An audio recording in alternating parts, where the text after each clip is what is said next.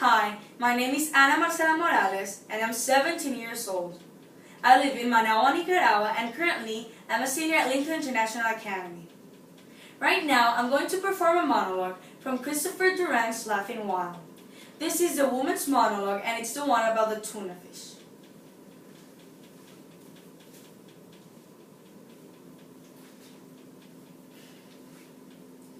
I want to talk to you about life.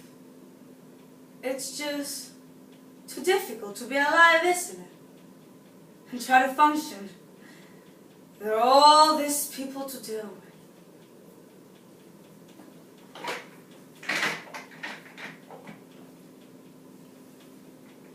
I tried to buy a can of tuna fish in the supermarket, but there was this person standing right in front before I wanted to reach out to get the tuna fish. So I waited for a while to see if they moved, but they didn't. They were looking at tuna fish too, but they were taking a real long time on it, reading the ingredients on each can like if they were a book. A pretty boring book, if you ask me. But nobody asked. And so I waited a long while, and they didn't move. And I couldn't get to the tuna fish cans. And I thought about asking them to move. But then they seemed so stupid not to have sense that I needed to get by them.